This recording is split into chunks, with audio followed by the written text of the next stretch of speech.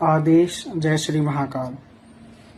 एक बच्चे ने मुझे मैसेज करके पूछा था कि माता काली हमें किस प्रकार से दर्शन देती है, स्वप्न के माध्यम से हमें किस तरीके से माँ दर्शन देती है, और जब उनकी कृपा उनकी शक्ति हमारे साथ चलती है तो हम कैसे पहचानेंगे, और स्वप्न में हम कैसे पहचाने कि ये माँ ही है जो हमें दर्शन दे रही है। तो देखो, कुछ कॉमन सी बातें हैं जो मैं आपको बता दे रहा हूँ। देखो, माँ जब स्वप्न में दर्शन देती है तो या तो माँ दिखेगी छोटी कन्या के रूप में, ऐसे कोई 5-6 साल की कोई बच्ची होगी जो लाल वस्त्रों में आपको दिखाई देगी।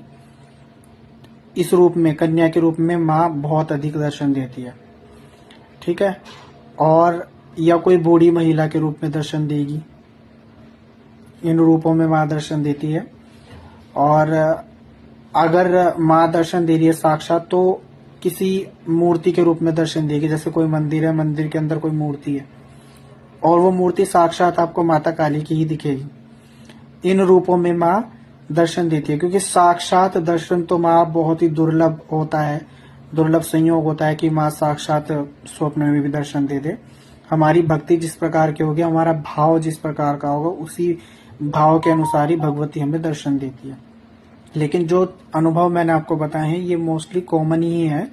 जो मंदिर होगा या मंदिर में कोई माँ की मूर्ति दिखाई दे जाए, अलग अलग तरीके के आपको अब हम पहचानेंगे कि माँ की शक्ति जब हमारे साथ में चलती है, माता काली की, तो हमें किस तरीके के स्वप्न दिखाई देते हैं, किस तरीके के अनुभव होते हैं। देखिए, माँ भगवती जब आपकी साथ में चलती है, उनकी शक्ति जब आपके साथ में चलती है तो आपको बहुत विचित्र तरीके के अनुभव होंगे। जैसे आपको अलग अलग तरीके के मंदिर दिखाई देंगे, और वो मंदिर माता के ऐसे दिखाई देंगे जहां पर आप कभी गए ही नहीं है, और वो रियल में ही असली मंदिर है, कोई भ्रमित करने वाली चीज नहीं है।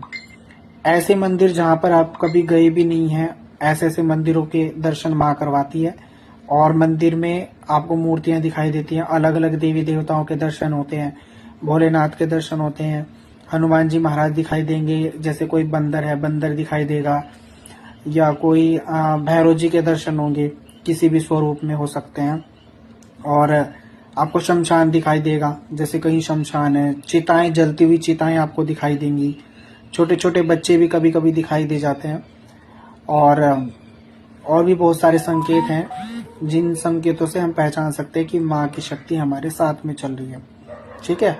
तो बहुत लोग ऐसे हैं जो माँ की भक्ति तो करते हैं, लेकिन फिर जब उनको शमशान दिखाई देता है या चिता दिखाई देती है जलती हुई, तो वो घबरा जाते हैं, वो डर जाते हैं कि कहीं कुछ गलत तो नहीं होने वाला। तो भाई, आपको घबराने की जरूरत नहीं है।